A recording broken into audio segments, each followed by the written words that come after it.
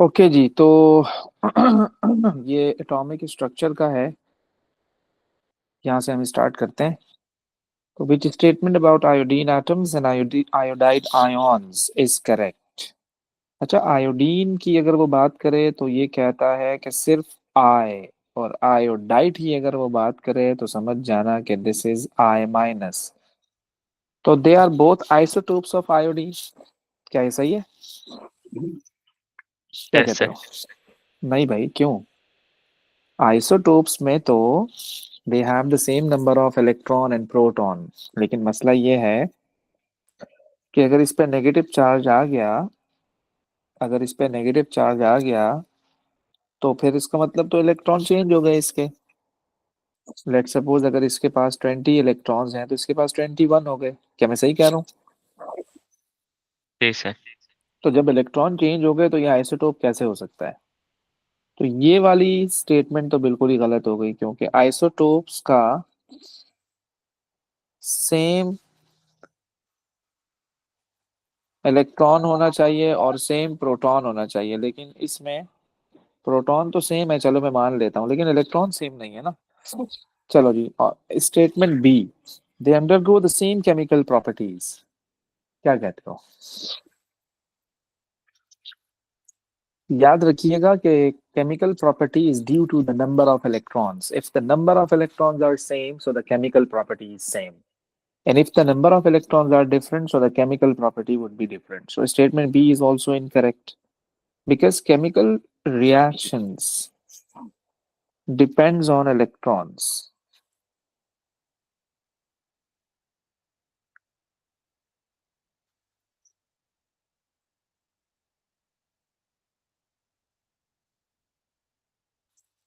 Same electron होंगे तो same reaction होगा, डिफरेंट इलेक्ट्रॉन होंगे तो डिफरेंट रिएक्शन होगा। क्या कहते हो? स्टेटमेंट सी सही है गलत है?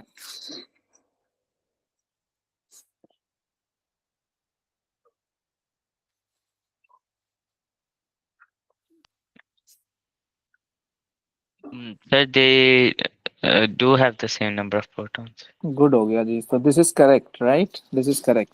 जी sir. They have the same physical properties. ये बात गलत है, क्योंकि देखो एक चीज याद रखिएगा, physical property depends on neutrons.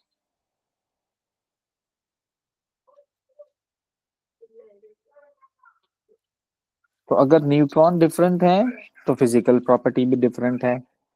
बात समझ रहे हो? तो इसलिए आइसोटोप पे तो होते भी यही है ना। आइसोटोप क्या होता है कि उनमें बेसिकली उसमें होता ये है कि आइसोटोप में सेम नंबर ऑफ प्रोटॉन और इलेक्ट्रॉन होते हैं, डिफरेंट नंबर ऑफ न्यूट्रॉन होते हैं। तो न्यूट्रॉन के डिफरेंट होने से उनकी फिजिकल प्रॉपर्टी डिफरेंट हो जाती है। लेकिन मसला पता है क्या है? वो ये कह रहा है दे have the same physical properties. They have the same physical properties. तो क्या ये सही कह रहा है? इनकी फिजिकल प्रॉपर्टीज डिफरेंट सेम है? नहीं है सेम। ये डिफरेंट फिजिकल प्रॉपर्टीज है। उसकी वजह मैं आपको बताता हूँ कि जो आयोडाइड आयन है ना, आयोडाइड आयन, सबसे पहले तो यही देख लो कि ये एक्वियस आयन है। एक्वियस का मतलब पता है ना कि वो सॉल्युबल इन वाटर। ये वाटर सॉल्युबल है, जबकि आयोडीन एटम की बात करो तो ये तो सॉलिड होता है। तो इनकी तो फिजिकल प्रॉपर्टी डिफरेंट है। ये कैसे कह रहा है कि सेम है? बात समझ रहे हो मेरी? ओके, आगे जी चलो। सर। ओके, ये तो आसान है। क्या कहते हो? क्या आंसर है?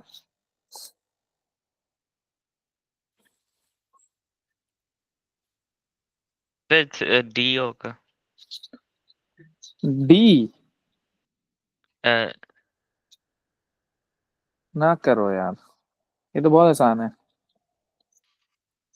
देखो, न्यूक्लियॉन नंबर और mass number, they are the same thing. Okay, तो सॉरी सर बी होगा। सी होगा ना। सी होगा ना भाई। Mass number is the larger number, तो 235 is the mass number which is the nucleon number, और smaller number is the proton number.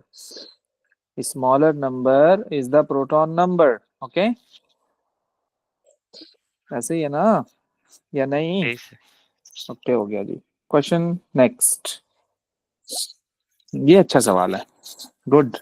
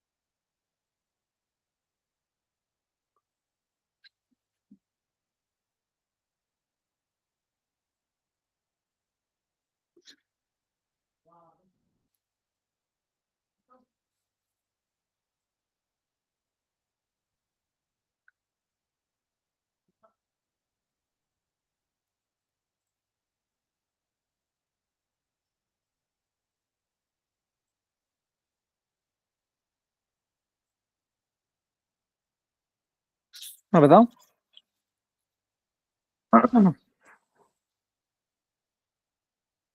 A, sir इसका होगा डी। D for doctor. ये जी सर। ओके। देखो, ये कहता है कि the diagram shows the outer shell electrons of the atoms of the two elements Q and R, so the sulphate of Q is insoluble. देखो, इसके आउटर शेल में दो इलेक्ट्रॉन है, तो ये ग्रुप 2 का मेंबर है। एम आई राइट? यस और नो? जी सर। आउटर इलेक्ट्रॉन ग्रुप के बारे में बताता है। और R जो है ना, इसके आउटर शेल में कितने इलेक्ट्रॉन है? 7, सो ये ग्रुप 7 का मेंबर है। ओके, ये ग्रुप 7 का मेंबर है। The sulfate of Q is insoluble. Element R is gaseous at room temperature and pressure. देखो, अगर ये R कोई ग्रुप 7 का मेंबर है, तो या तो फ्लोरीन है, या तो क्लोरीन है, या तो ब्रोमीन है, या तो आयोडीन है। बेसिकली होता यह है कि आयोडीन तो सॉलिड है, ब्रोमीन तो लिक्विड है, क्लोरीन गैस है, और फ्लोरीन गैस है। देखो, एक एमसीक्यू के लिए आपको ये सारी इंफॉर्मेशन पता होनी चाहिए। So it may be fluorine, it may be chlorine, क्योंकि वो कहता है कि वो गैस है, क्योंकि वो कहता है वो गैस है। तो which row could be correct? Proton number of Q. So what is the proton number of Q? Proton number of Q, तो भाई एक चीज याद रखिएगा कि वो कह रहा है सल्फेट इनसॉल्युबल है। सल्फेट ऑफ क्यू क्या है? इनसॉल्युबल है। तो जो सल्फेट की सॉल्युबिलिटी है, I am talking about group 2, sulphate की जो सॉल्युबिलिटी है वो डाउन द ग्रुप डिक्रीज हो रही है। तो जो नीचे वाले सल्फेट होते हैं, यानी मेरे कहने का मतलब ये है, beryllium sulphate, magnesium sulphate, calcium sulphate, strontium sulphate, then barium sulphate. तो ये वाले जो सल्फेट है ना, ये इनसॉल्युबल है,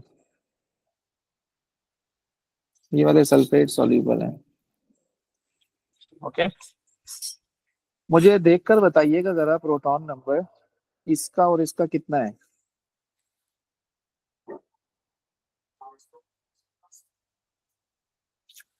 जल्दी से।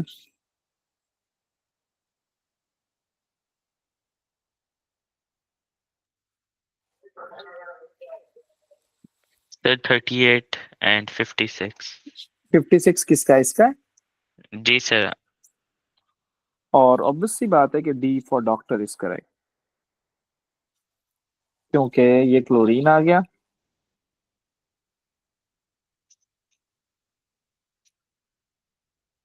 Which is a gas. This is barium. Okay, आगे चलो। जी सर। चलो जी, ये बताइएगा, सेम क्वेश्चन रिपीट हुआ है, ये बताओ।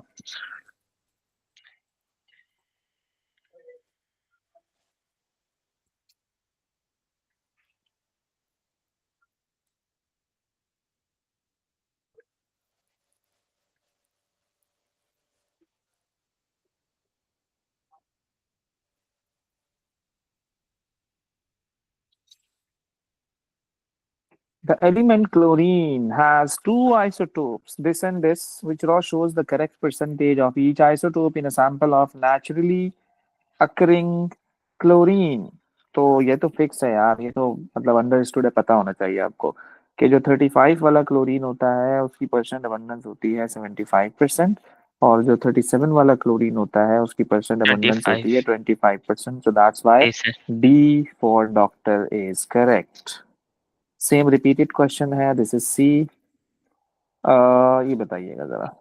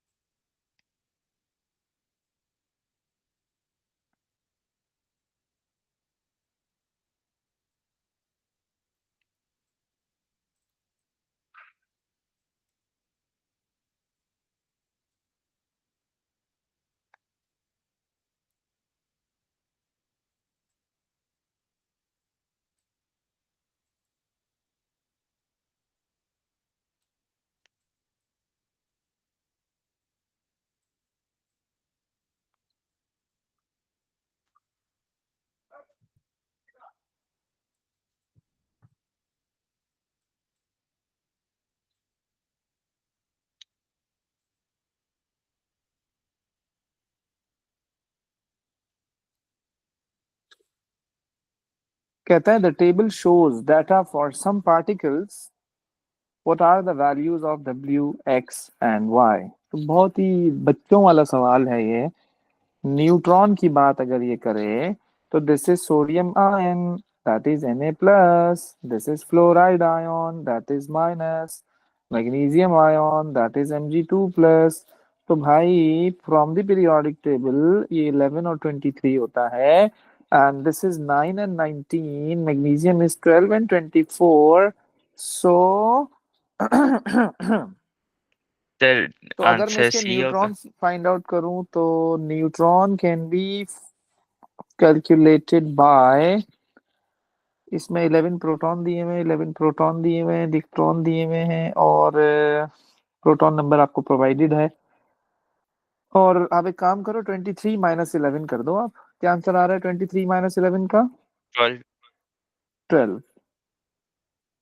तो 12 12 वाले दो ऑप्शन है, या तो सी या तो D. Then we have to calculate x. This is the number of electron in fluoride, that is 10. क्योंकि वैसे इसका proton number is 9 but it has -1 charge, so this is 10. Again 10 10 वाले दो ऑप्शंस हैं. Then I would be looking at y. Y is the number of protons in magnesium. So magnesium में proton 12 होंगे. 12, this is 12. 2 plus का मतलब electron कम होंगे, proton थोड़ी होंगे. So that's why C is correct. क्योंकि इसमें 10 प्रोटॉन है, तो this is wrong. Okay. Yes, sir.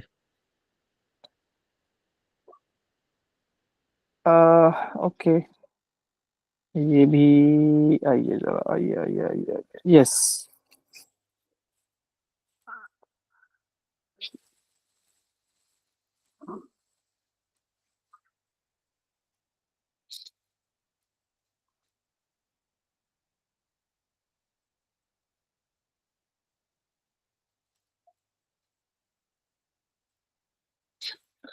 A sample of a gas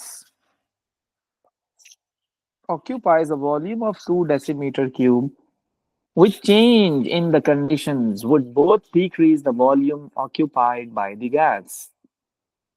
भाई एक गैस है, उसने इतना वॉल्यूम ऑक्यूपाई किया हुआ है, वो कह रहा है कौन सी कंडीशन चेंज करें कि जिस दोनों के चेंज करने से जो वॉल्यूम है that would be, that should decrease. दोनों के चेंज करने से. तो अगर आप टेम्परेचर को कम करोगे तो काइनेटिक एनर्जी कम हो जाएगी. जब काइनेटिक एनर्जी कम हो जाएंगी, so the particles would be coming closer to each other, so ultimately the volume would be decreasing. Okay. And also pressure is inversely proportional to the volume. If the pressure increases, so the volume decreases. तो मुझे कौन सा option tick करना चाहिए? Temperature is directly proportional to the volume, okay, and pressure is inversely proportional to the volume. तो ये दोनों चीजें आपको पता होनी चाहिए, टेम्परेचर और वॉल्यूम का रिलेशन और प्रेशर एंड वॉल्यूम का रिलेशन दोनों, ओके।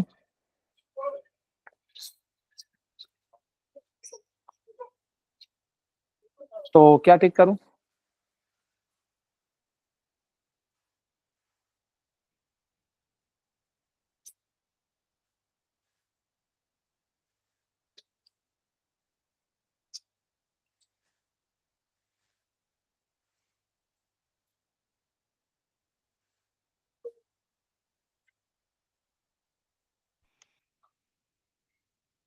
सर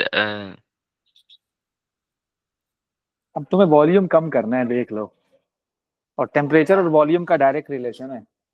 अगर तुम टेम्परेचर कम करोगे तो वॉल्यूम कम होगा, और सर प्रेशर और सी वॉल्यूम होगा। का इनवर्स रिलेशन है। तो yes, should B C.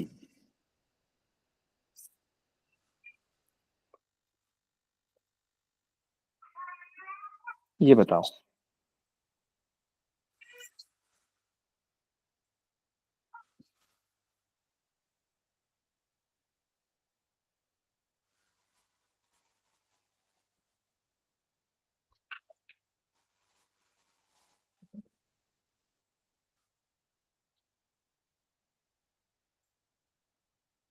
An ion contains 20 electrons. 20 electrons हैं उसके पास, और उसके ऊपर चार्ज भी कितना है? +3 +3। From which element was this ion formed? यानी कि एक एलिमेंट है एक्स, उस पे चार्ज है +3 का, और उसमें अभी भी कितने इलेक्ट्रॉन्स हैं? 20। तो इनिशियली उसके पास कितने थे जो अब 20 बचे हुए? क्या कहते हो? तो यस। ये होगा वैनेडियम। नहीं, पहले ये बताओ कि इनिशियली उसके पास कितने इलेक्ट्रॉन्स थे? कि 23 अभी सर। 23 इलेक्ट्रॉन्स थे। तो 23 में से 3 इलेक्ट्रॉन चले गए, तभी तो 20 बचे हैं। तो इसका मतलब ओरिजिनली इट वाज दिस। तो आपको ढूंढना ये है कि वो कौन है जिसका प्रोटॉन नंबर ये है। तो आप देखोगे पीरियोडिक टेबल में जाकर, दैट इज वैनेडियम। तो वैनेडियम का प्रोटॉन नंबर होता है 23, और उस पे 3+ का चार्ज है। तो समझ जाओ कि इसमें कितने इलेक्ट्रॉन्स हैं? 20 इलेक्ट्रॉन्स हैं, ओके।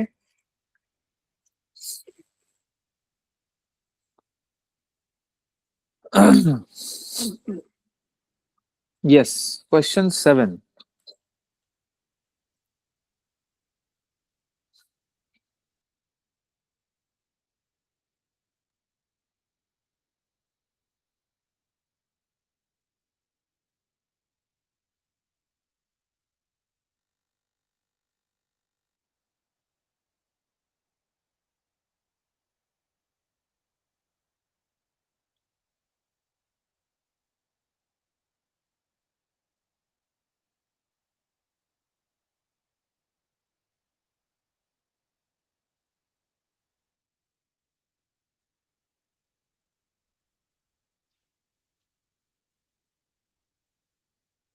आसान है ये तो।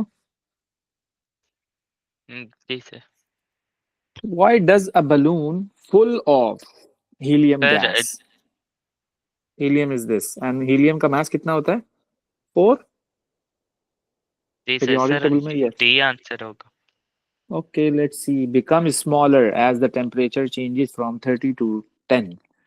Temperature is directly proportional to the kinetic energy. You are saying C. C नहीं or sir D? D. D. The gas particles move more slowly, so reducing the pressure. Okay. कह रहा है the gas condenses to liquid. ये कैसे हो सकता है यार? No, this is wrong. It's not going to condense. दूसरा कह रहा है कि the gas particle become smaller, particle का size will never change, remember size gas particle become smaller, no, it never changes. Size of particle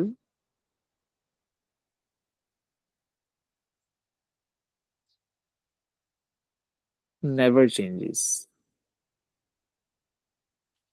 The gas particles diffuse through the balloon and escape. The gas particles diffuse through the balloon and escape, no.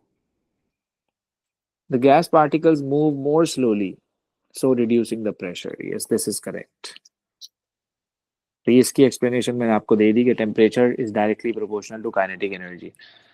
तो जब temperature आप कम कर रहे हो तो particles की kinetic energy कम हो रही है, जब पार्टिकल्स की काइनेटिक एनर्जी कम हो रही है तो इसका मतलब ये है कि वो particle come close to each other होंगे और अल्टीमेटली उसका प्रेशर रिड्यूस हो जाएगा।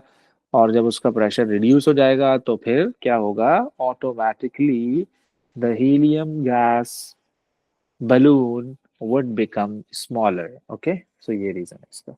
Question 8.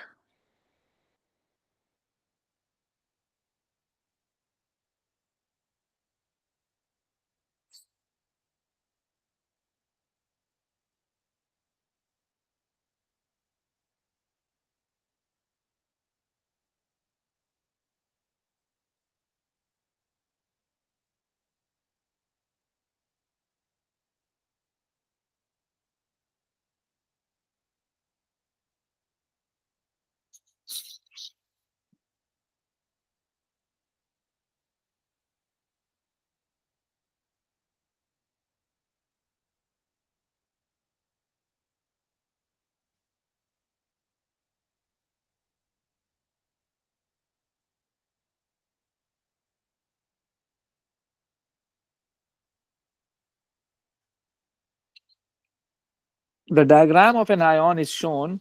Okay. What can be deduced about the number of protons in this ion? देखो, it has +1 charge, right? So how many electrons it has after having +1 charge? तो इसके पास right now 10 electrons हैं, इसके पास अभी भी 10 electrons हैं। After losing one electron, right? After losing one electron, ये कैसे पता लगा इसने एक इलेक्ट्रॉन का लॉस किया है? क्योंकि इस पे +1 का चार्ज है, इसलिए मुझे पता लगा। तो इनिशियली कितने इलेक्ट्रॉन्स होंगे? 11 इलेक्ट्रॉन्स होंगे भाई। तो इसका मतलब क्या है कि जितने इलेक्ट्रॉन होंगे उतने प्रोटॉन भी होंगे। Okay, what can be deduced about the number of protons in this ion? So 12, 11 protons, so C is correct. Okay, ठीक है। yes. The diagram shows the covalent bonds in an organic compound. चलो ये और on an organic compound, the total number of electrons in one molecule of this compound is this. The total number of electrons in the bond in one molecule of this compound. चलो ये chemical bonding का है, अभी थोड़ा सा skip कर देते हैं। चलो इसको ये भी छोड़ देते हैं हम।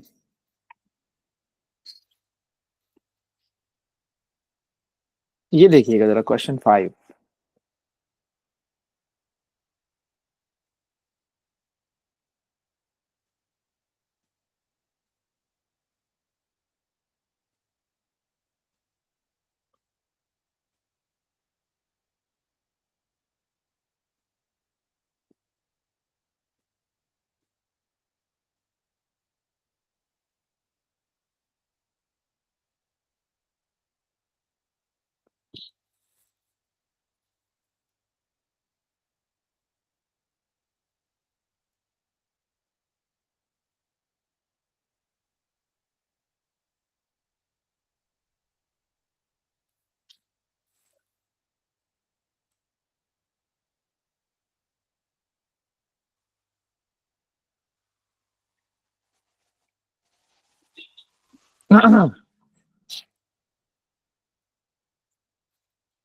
सिंपल, इजी है ये तो।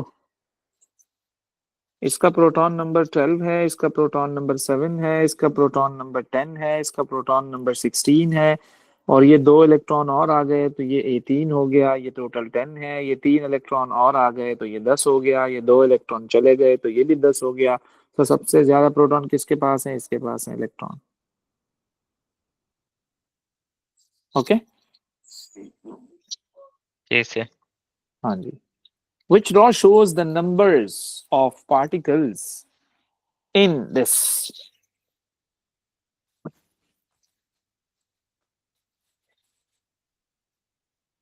Sir B. B for ball। बे भाई, B for ball is correct। Good good good good good. क्योंकि 16 प्लस 2 हो गया ना, तो टोटल 18 इलेक्ट्रॉन्स हो गए, लेकिन प्रोटॉन्स उतने ही रहे। और 34 minus 16 is equal to 18 neutron हो गए। Okay, that's why. The diagram shows the arrangement of particles inside a balloon containing a mixture of the gases nitrogen and oxygen। ये नाइट्रोजन का अंडा, ये ऑक्सीजन का अंडा। क्या कहते हो, क्या होना चाहिए सही? बहुत ही मिक्स्ड ऑप्शंस हैं, कंफ्यूज करने वाले ऑप्शंस हैं।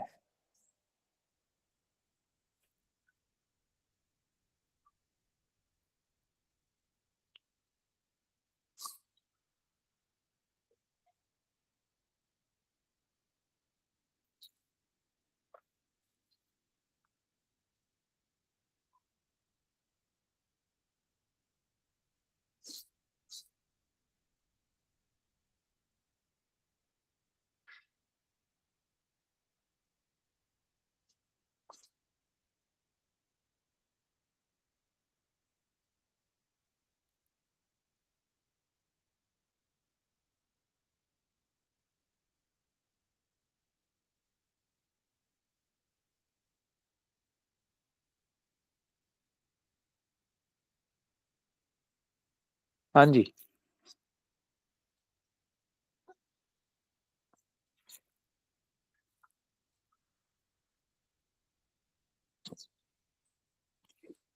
बहुत ही आसान।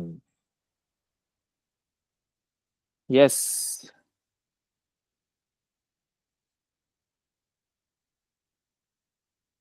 एक सेकंड सर।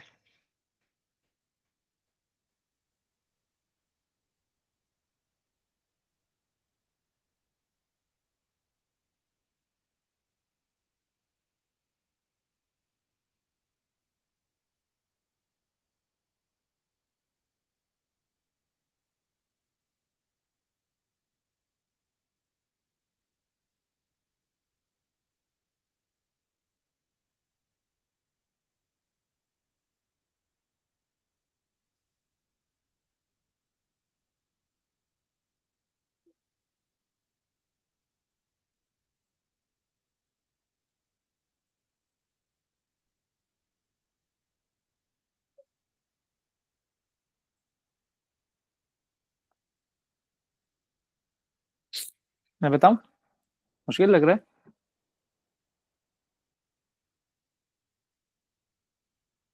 जी सर। चलो जी। देखो, ये बात तो पक्की है कि ये जो ऑक्सीजन है, it's a gas, that is O2, and it's a gas, that is N2। तो for oxygen it would be this, यानी कि nitrogen it would be this, and for nitrogen it would be this।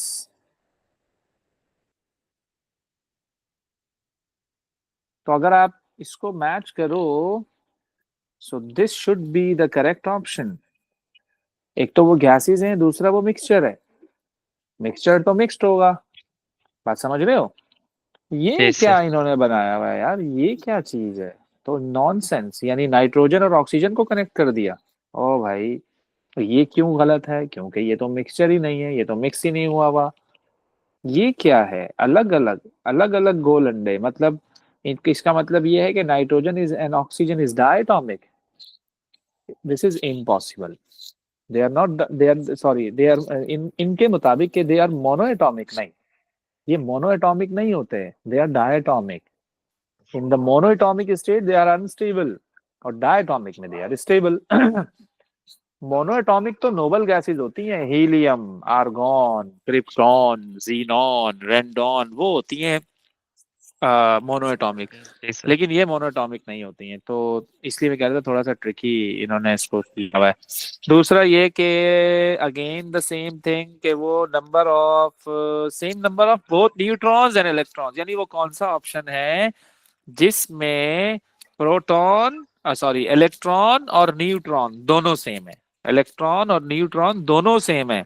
तो आप इन सब को calculate करो, electron भी calculate करो, न्यूट्रॉन भी कैलकुलेट करो, तो वो ऑप्शन सही होगा जिसमें दोनों सेम होंगे। तो सबसे पहले आप कैल्शियम का जब ये काम करोगे तो कैल्शियम में 20 - 2 18 इलेक्ट्रॉन्स हैं और 40 - 20 20 न्यूट्रॉन्स हैं।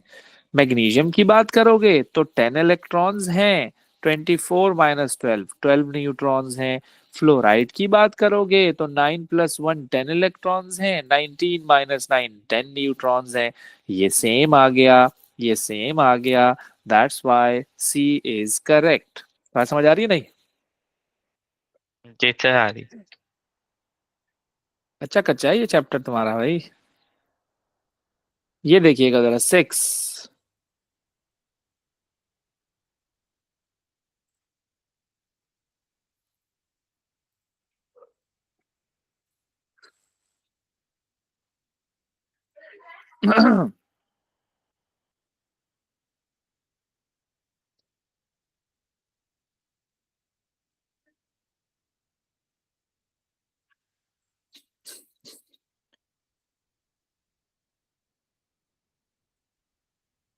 सर सी। सी में कहता है कि isotope of sulphur contains 18 neutrons and 18 electrons, तो which what is the symbol of this particle. तो इलेक्ट्रॉन उसने आपको बता दिए, और सल्फर कह रहे हैं कि सल्फर के बारे में इसने कोई आयन वगैरह की बात नहीं की। तो इसका मतलब यह है कि भाई जितने इलेक्ट्रॉन होंगे उसके पास उतने ही प्रोटॉन भी होंगे, और न्यूट्रॉन उसने हमें बता दिया कि 18 है। तो अब मैंने क्या करना है कि तुम कह रहे हो सी सही है, सी ये कह रहे हो? जी सर। ओ ओके, मतलब कि 18 इलेक्ट्रॉन है। जब हमने पीरियोडिक टेबल में जाकर देखा तो जो सल्फर का प्रोटॉन नंबर हमें नजर आया वो तो 16 था। सल्फर का प्रोटॉन नंबर तो पीरियोडिक टेबल में 16 है, लेकिन इसने 18 इलेक्ट्रॉन लिखे हैं, तो मैं समझ गया कि -2 का चार्ज है इसके ऊपर। तो -2 वाला एक ही ऑप्शन है, वो सी है। और ऑप्शन ए में तो +2 डला हुआ है। +2 का मतलब अगर इसका प्रोटॉन नंबर 16 है, यानी कि इलेक्ट्रॉन इसके पास 16 है अकॉर्डिंग टू पीरियोडिक टेबल, तो +2 के बाद इसके पास कितने बचने चाहिए? 14 इलेक्ट्रॉन बचने चाहिए, लेकिन ऐसा नहीं है। ऐसा ही है। तो इसने इलेक्ट्रॉन का लॉस किया है, तभी तो इसके पास 18 इलेक्ट्रॉन्स आए। तो इसलिए ऑप्शन सी इज करेक्ट। चलो ये थोड़ा सा ट्रिकी क्वेश्चन है, बिल्कुल मिलता जुलता है उससे।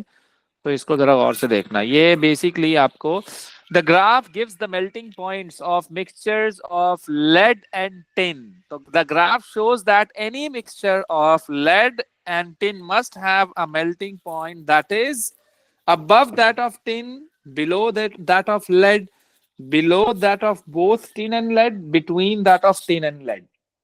तो मेल्टिंग पॉइंट उन्होंने आपको दिए हैं, जरा देख लो।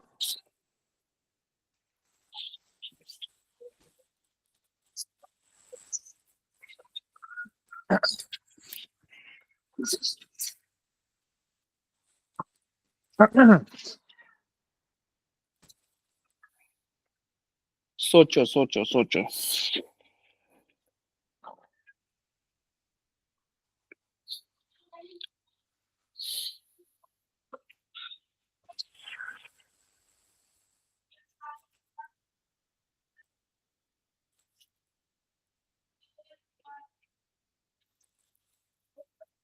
मिक्सचर का मेल्टिंग पॉइंट, देखो एक चीज मैं बता दूं आपको। मिक्सचर का जो मेल्टिंग पॉइंट है वो पहले तो आप ये देखो, कॉन्सेप्ट की बात है ये। सर हाँ बोलो। अ, सर मैंने आंसर निकाल लिया, डी आ रहा है। कैसे आया डी? सर पहले तो मैंने देखा है कि मेल्टिंग पॉइंट ऑफ जो प्योर लेड है वो क्या है, और pure melting point of pure tin क्या है। कितना है? वो सर तकरीबन 325, क्योंकि वो सही ओके तरह लिखा नहीं हुआ। तो एस्टिमेट करना सही पड़ है, रहा है। सेट हो गया। फिर क्या किया? सर उसके फिर बाद मैं ये देखा है कि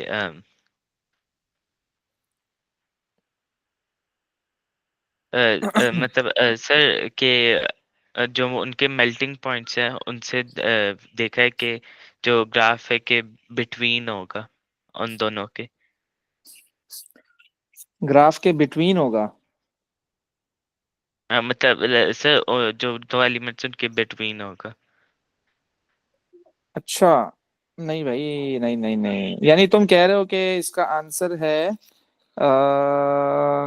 D, between that of tin and lead, ऐसा ही है? जी सर। यानी कि ये अगर टिन है, सॉरी, ये अगर लेड है और ये अगर टिन है, तो यही कहीं कहीं आ रहा होगा उसका मेल्टिंग पॉइंट, यानी इनके मिक्सचर का। जी सर। अच्छा, इसको करने के लिए जब हम सेपरेशन टेक्निक स्टार्ट करवाते हैं ना, सेपरेशन टेक्निक, तो जी सर। सेपरेशन टेक्निक में बेसिकली ये होता है कि उसमें अम, पहले तो जब हम बात करते हैं प्योर सब्सटेंस की, कि what is pure substance, what is pure substance, तो प्योर सब्सटेंस वो होता है जिसका मेल्टिंग और बॉइलिंग पॉइंट फिक्स होता है। ओके, जिसका मेल्टिंग और बॉइलिंग पॉइंट फिक्स हो वो प्योर सब्सटेंस होता है आपका। और अगर मैं किसी भी लिक्विड में इम्प्योरिटी ऐड कर दूं, मैं अगर किसी भी लिक्विड में इम्प्योरिटी ऐड कर दूं, तो याद रखना उसका बॉइलिंग पॉइंट इंक्रीज हो जाएगा। और अगर आप किसी सॉलिड में इम्प्योरिटी ऐड करोगे तो उसका मेल्टिंग पॉइंट डिक्रीज हो जाएगा। पहले तो आप इस चीज को अपने जहन में डाल लो कि प्योर सब्सटेंस का और इम्प्योर सब्सटेंस का मेल्टिंग पॉइंट में और बॉइलिंग पॉइंट में क्या डिफरेंस होता है। क्योंकि दे आर सॉलिड्स, तो I am not considering boiling points, I would only consider the melting point. तो चलो, हमने देख लिया कि यार ये इसका मेल्टिंग पॉइंट है लेड का, प्योर कह रहा है, प्योर लिखा भी, मेंशन किया है उसने कि ये प्योर है। और ये मेल्टिंग पॉइंट प्योर टिन का है। चलो, हमने मान लिया, ये ओके हो गया। फिर वो कह रहा है कि the graph shows that any mixture of lead and tin must have a melting point that is, अब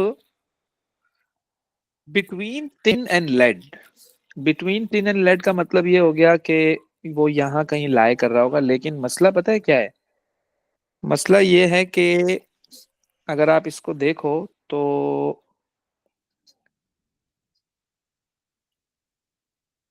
इसका आंसर होना चाहिए बिलो दैट ऑफ लेड। इसका आंसर होना चाहिए बिलो दैट ऑफ लेड। अब वो क्यों होना चाहिए इसका आंसर? क्योंकि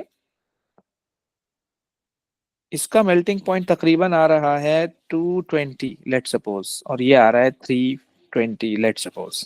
ओके, तो मेल्टिंग पॉइंट मैंने अभी आपको क्या कहा कि डिक्रीज हो जाएगा इम्प्योरिटी के ऐड करने से, क्योंकि वो mixture of lead and tin must have a melting point. तो इसका मेल्टिंग पॉइंट इससे कम हो जाएगा और इसका मेल्टिंग पॉइंट इससे कम हो जाएगा। Is that correct? तो ये 220 जी से सर। कम हो जाएगा और ये 320 से कम हो जाएगा। तो मेरे भाई, अगर ये 220 से कम हो जाएगा तो आप कैसे कह सकते हो कि ये between that of tin and lead होगा? मेरी बात को गौर से सुनिएगा जरा, तभी मैंने बहुत स्लो पेस में आपको बताया ये। अकॉर्डिंग टू द कॉन्सेप्ट कि इम्प्योरिटी के आने से मेल्टिंग पॉइंट डिक्रीज हो जाता है, तो ये यहाँ से नीचे चला जाएगा, ये यहाँ से नीचे आ जाएगा। जब ये यहाँ से नीचे आ गया तो इन दोनों का जो सेंटर है वो तो ये है, वो तो कहीं यहाँ लाई करना चाहिए था। मेरी बात को गौर से सुनना जरा, उसको तो यहाँ लाई करना चाहिए था, उसको तो यहाँ लाई करना चाहिए था। तो ये क्या सीन हो गया? ये क्या सीन हो गया? आपने तो कहा कि between, between that of tin and lead होगा, तो बिटवीन तो यहां से लेकर यहां तक आ रहा है, तो इसलिए ये ऑप्शन आपका गलत हो गया। तो ये यहां से नीचे चला जाएगा और ये यहां से नीचे आ जाएगा। तो इसलिए हमने क्या कहा कि below that of lead, below that of lead, याद रखिएगा ये बात। जी सर। सही है ना? तो बिलो दैट ऑफ लेड इसका आंसर है।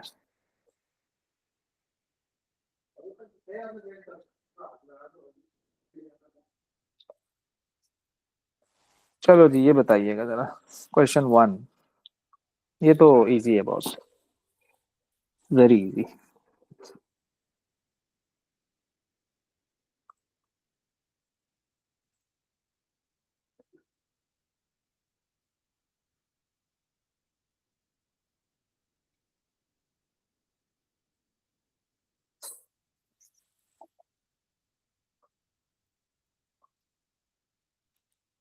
जल्दी फटाफट।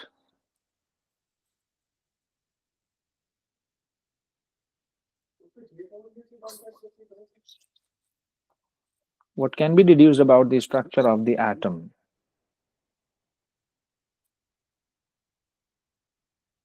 A student is given only the nucleon number of an atom. What can be deduced about the structure of the atom? Number of neutrons plus protons. Nucleon number का मतलब क्या होता है?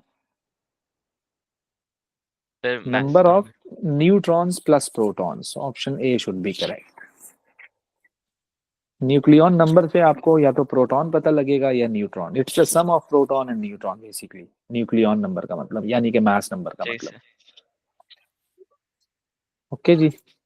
तो इसको देख लेना. तुम्हारा ये मतलब कच्चा कच्चा है भाई. समझ रहे हो ना बात को. तो इसकी तुम्हें थोड़ी सी प्रैक्टिस करनी है. बाकी एक टेस्ट लूंगा मैं मोल्स का. देन इंशाल्लाह वी विल बी स्टार्टिंग इंशाल्लाह. ओके. Okay sir. सही है जी. चलो.